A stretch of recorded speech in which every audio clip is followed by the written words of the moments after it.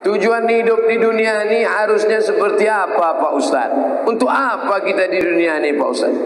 Biasanya pertanyaan orang macam ini dia udah di tepi jembatan. Bihidayatin min fadli Rabbi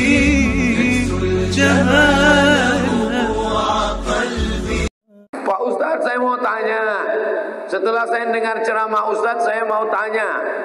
2 kali diulang. Pak Ustadz, saya mau tanya. Setelah saya dengar ceramah Ustadz, saya mau tanya.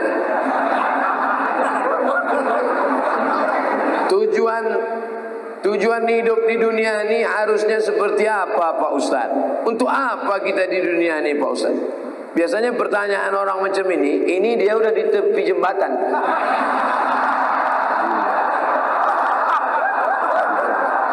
Untuk apa hidup?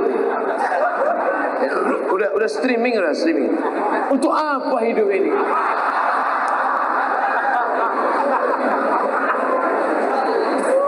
Satu. Alladzi khalaqal mauta wal hayata. Allah menciptakan hidup dan mati. Untuk apa? Liyabluwakum ayyukum ahsanu amala. Supaya Allah melihat siapa yang paling baik amalah. Makanya kalau mau jadi pejabat, jadilah pejabat yang amalnya baik. Jadi polisi, jadilah polisi yang amalnya baik. Jadi tentara, jadilah tentara yang amalnya baik. Jadi ustadz, jadilah ustadz yang amalnya baik. Karena kita hidup ini dituntut siapa yang paling baik amalah. Amal bukan sholat, amal bukan baca yasin, amal bukan puasa sunat. Itu ibadah. Hebat Pak Bupati kami Pak Ustaz. Kenapa? Pak Bupati kami rajin sholat duha. Itu bukan amal. Itu siapapun bisa. Sholat duha tak perlu jadi bupati. Betul? Yang dimaksud amal adalah dengan jabatan kekuasaan yang ada di tangan kita, bisa kita berbuat. Kalau jadi anggota dewan, buatnya perda syariah. Anak SD tidak boleh masuk SMP kecuali punya ijazah MDA. Setuju? Itu baru dengan kekuasaan. Jangan nanti udah pensiun baru datang Ustaz Somad, apa yang bisa kita buat untuk bangsa ini? Tangan pun udah menggeletar. Itu apa? Ustaz Somad, kami sebagai aparatur negara, PNS, apa yang bisa kami buat amal kami? Mana PNS? PNS kemana nih? Kenapa banyak orang ngantri? Mohon maaf Ustaz Somad, PNS-nya sedang sholat duha di musola. Bodoh. Amal PNS bukan sholat duha. Sholat duha sebelum berangkat tadi. Amalnya sebagai PNS adalah bagaimana melayani masyarakat, dipermudah urusan orang. Urusan KTP Anda masukkan pagi, selesai sore, dikirim melalui pos. Bisa apa tak bisa? Bisa. Mudahkan urusan orang di dunia, dimudahkan pula urusan di akhirat nanti. Amin.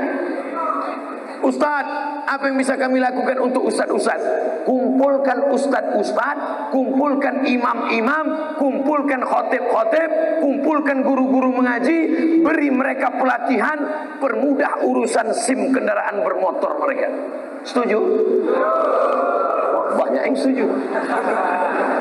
Kenapa Ustadz tiba-tiba ingat itu? Ingat dulu saya susah ngurus SIM dulu waktu sebelum terkenal. Masya Allah, tabarakallah. Artinya apa? Ketika Allah titipkan jabatan di tanganmu, pakailah.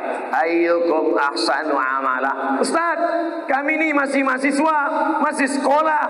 Lalu amal kami apa? Kau senangkan saja hati orang tuamu, pulang ke rumah, ayah, emak, ini transkrip nilai, mak. Nih. Berapa IP kau nak? 2,0. Hah? 2,0. Ayah sabar ya. Ini takdir dari Allah. Anak hantu. Dikasih duit bukannya menyelesaikan masalah, menambah masalah. Yang masih kuliah, yang masih sekolah, kalau belum bisa kalian senangkan emak ayah kalian, jangan kalian susahkan mereka. Jangan asal balik susah, belum lagi dia balik, baru menengok nama dia di HP aja. Ini susah. Yang pertama amalah. Yang kedua baru wa ma khalaqtul jinna wal insa illa liya'budun, ibadah. Itulah dia salat, baca Quran, tahajud, puasa sunat, itu ibadah. Jadi kita ini gunanya di dunia ini cuma dua saja, amal dengan ibadah. Masuk kantor jam 8 pagi, pulang jam 4 sore, disiplin, tidak bolos ke mall, itu namanya amal. Bapak polisi merazia orang melanggar peraturan, saking kan dia mau menegakkan, sampai dipeluknya kaca mobil Kijang Innova. Itu amal apa ibadah? Amal itu namanya.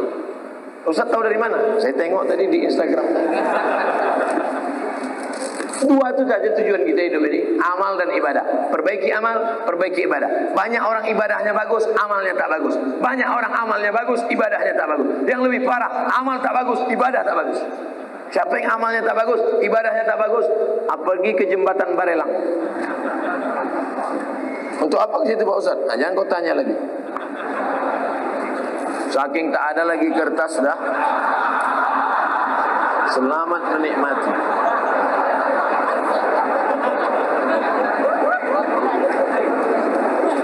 Apakah azab hanya ada untuk orang yang sudah meninggal saja?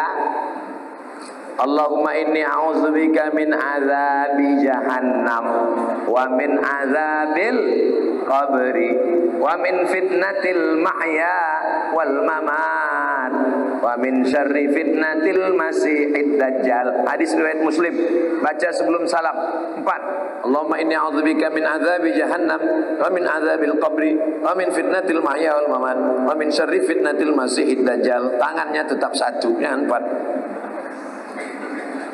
Hadis sahih menunjukkan dalam doa ini bahwa azab itu ada azab di dunia, ada azab di akhirat. Fitnatil mahya, azab hidup, ada azab hidup, ada azab akhirat. 2. Apa perbezaan cobaan dan azab?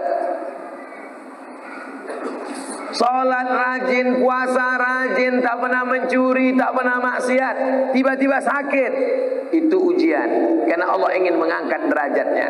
Minum khamar, mabuk, tiba-tiba sakit, azab dari Allah. Tapi azabnya itu pun juga Allah ingin menghapuskan silap salahnya. Makanya kalau ada orang sakit, ada 3 kemungkinan. Pertama, azab karena balasan atas dosa-dosanya, tapi di balik azab itu juga ada rahmat supaya dosanya hilang. 2, Allah ingin mengangkat derajatnya karena dia sabar menerima ujian. 3, Allah sudah menempatkan dia di surga tertinggi tapi amalnya kurang. Maka kata Allah kepada malaikat, kasih dia ujian supaya kalau dia cukup maka dia ditempatkan. Mudah-mudahan kita semuanya sudah ditempatkan di surga Jannatul Firdaus. Tinggal lagi menambah amal-amal kita. Ini udah kemarin nama dia di mana nih?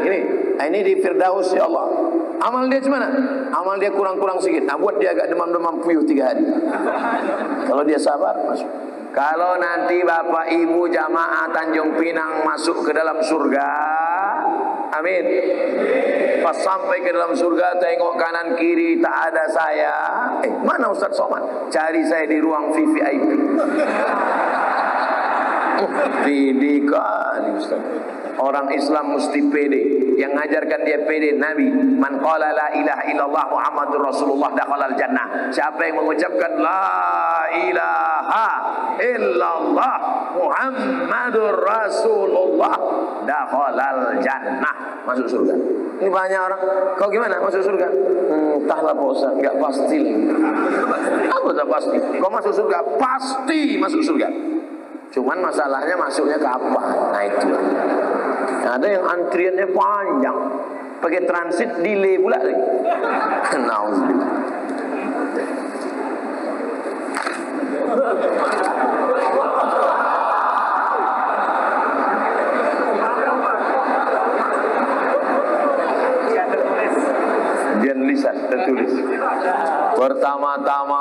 pertama-tama.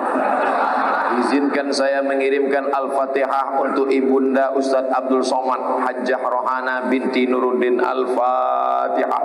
A'udzubillahi minasyaitonir rajim. Bismillahirrahmanirrahim. Alhamdulillahirabbil alamin.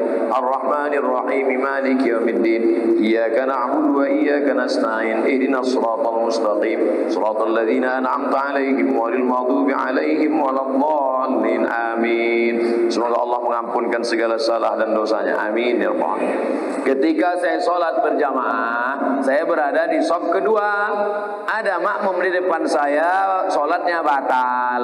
Terus saya maju ngisi shaf yang kosong. Apakah yang saya lakukan itu benar? Atau sebaiknya makmum yang di sebelah orang yang batal itu yang menggeser? Ada dua cara. Mohon maaf saya belakangi tuan-tuan. Yang jadi patokan imam di tengah. Imam di tengah. Lalu kemudian di mana orang yang batal tadi? Di sini. Kalau orang yang batal tadi di sini, maka shaf sini rapat kemari. Kalau yang batal tadi di sini, yang shaf sini datang kemari. Karena rapatnya kemari, bukan ke sana. Kalau tuan yang di belakang nengok dia tak bergerak, entah saking khusyuk atau dia takut, maka yang belakang ni maju ke depan. Nampak dia? Tengok beberapa detik tak bergerak, maju ke depan. Nanti baru yang belakang pula maju ke depan. Tak boleh ada shaf kosong. Dua cara, samping ni ke tengah atau yang belakang tu ke depan. Bagaimana posisi derajat kedudukan mertua dan orang tua kandung di sisi Allah? Kalau engkau berbakti sama ayahmu, sama emakmu, biasa. Karena dia yang mengandung 9 bulan 10 hari, menyusukan 2 tahun. Tapi kalau kau berbakti pada mertuamu, luar biasa. Kenapa?